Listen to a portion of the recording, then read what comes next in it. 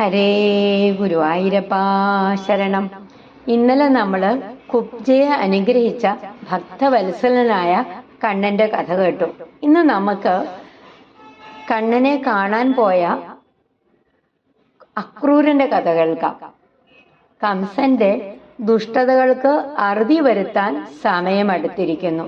അങ്ങനെ കണ്ണനും ബലരാമനും വൃന്ദാവനത്തിൽ കഴിയുകയായിരുന്നു. അപ്പോഴാണ് കംസൻ തന്റെ വിശ്വസ്തനായ അക്രൂരനെ വിളിച്ചത്. അക്രൂര, നീ വൃന്ദാവനത്തിലേക്ക് പോകണം. അവിടെ നന്ദന്റെ വീട്ടിൽ കഴിയുന്ന കൃഷ്ണനെയും ബലരാമനെയും മധുരയിലേക്ക് കൂട്ടിക്കൊണ്ടുവരണം. അക്രൂരൻ കംസന്റെ കൽപ്പന അനുസരിച്ച് രഥത്തിൽ യാത്ര തിരിച്ചു. പക്ഷേ അക്രൂരന്റെ ഹൃദയത്തിൽ മറ്റൊരു സന്തോഷമായിരുന്നു. എനിക്ക് ഇന്ന് എൻ്റെ കണ്ണനെ നേരിൽ കാണാൻ കഴിയുമല്ലോ.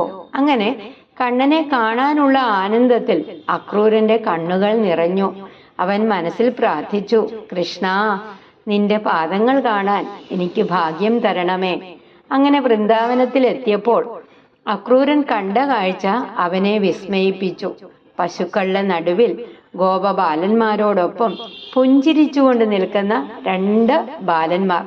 ഒരാൾ നീലമേഘം പോലെ മനോഹരനായ കൃഷ്ണൻ, മറ്റൊരാൾ വെളുത്ത നിറത്തിൽ ശക്തിയുടെ പ്രതീകമായ ബലരാമൻ. അക്രൂരൻ രഥത്തിൽ നിന്നിറങ്ങി.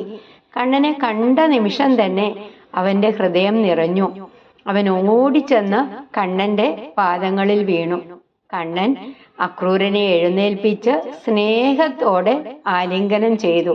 അക്രൂര, നീ വന്നുവല്ലോ, ഒരു വാക്ക് മതിയായിരുന്നു. അക്രൂരന്റെ കണ്ണുകളില് ആനന്ദാശ്രുക്കൾ നിറഞ്ഞു. അടുത്ത ദിവസം കണ്ണനും ബലരാമനും അക്രൂരന്റെ രഥത്തിൽ മധുരയിലേക്ക് പുറപ്പെട്ടു. വൃന്ദാവനം മുഴുവൻ ദുഃഖത്തിലായി. ഗോപികമാർ കണ്ണനെ വിട്ടുപോകുന്നതിന്റെ വേദനയിൽ കരഞ്ഞു. യശോദാമ്മയുടെ ഹൃദയം വിങ്ങി. കണ്ണൻ എല്ലാവരെയും ആശ്വസിപ്പിച്ചു. ഞാൻ ഉടനെ തിരിച്ചു വരും എന്ന് പറഞ്ഞ് അവർ യാത്രയായി. രഥം മുന്നോട്ട് നീങ്ങി. അക്രൂരൻ ഇടയ്ക്കിടെ പിന്നിലേക്ക് നോക്കി കണ്ണനെ കാണുന്നു. അവന്റെ മനസ്സിൽ ഒരേ ഒരു ചിന്ത, ഞാൻ എത്ര ഭാഗ്യവാനാണ്, സാക്ഷാൽ ഭഗവാൻ എൻ്റെ രഥത്തിൽ ഇരിക്കുന്നു. അങ്ങനെ യാത്രയ്ക്കിടെ അക്രൂരൻ യമുനാ തീരത്തെത്തി. അവന് കുളിക്കണമെന്ന് തോന്നി. കണ്ണനോടും ബലരാമനോടും പറഞ്ഞു, ഞാനൊന്ന് യമുനയിൽ സ്നാനം ചെയ്തു വരാം. കണ്ണൻ പുഞ്ചിരിച്ചു. അക്രൂരൻ യമുനയിൽ ഇറങ്ങി വെള്ളത്തിൽ മുങ്ങി. അപ്പോൾ അവൻ കണ്ടത് അത്ഭുതകരമായ ഒരു ദർശനം. യമുനാജലത്തിൽ സാക്ഷാൽ ശ്രീകൃഷ്ണൻ, അവന്റെ അരികിൽ ബലരാമനും. അക്രൂരൻ അത്ഭുതപ്പെട്ടു. ഇവിടെ കണ്ണൻ എങ്ങനെ കാണുന്നു? ഇവിടെ കണ്ണനെ എങ്ങനെയാണ് കാണുന്നത്? അവൻ വീണ്ടും വെള്ളത്തിൽ മുങ്ങി. അപ്പോഴാണ് ദർശനം കൂടുതൽ ദിവ്യമായത്. അവൻ കണ്ടു അനന്തശേഷനിൽ ശയിക്കുന്ന മഹാവിഷ്ണു, ചുറ്റും ദേവന്മാർ, മഹർഷിമാർ, ദിവ്യ പ്രകാശം, ലക്ഷ്മി ദേവി.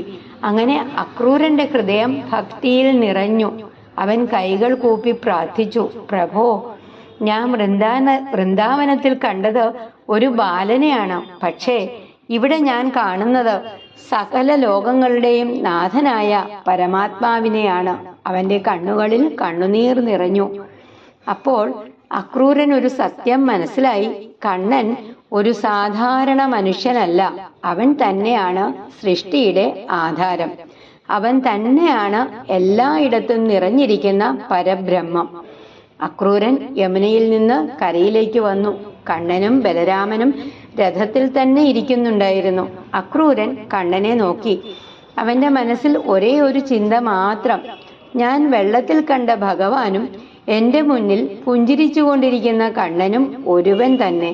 കണ്ണൻ അക്രൂരനെ നോക്കി പുഞ്ചിരിച്ചു. അവനെല്ലാം അറിയാമായിരുന്നു.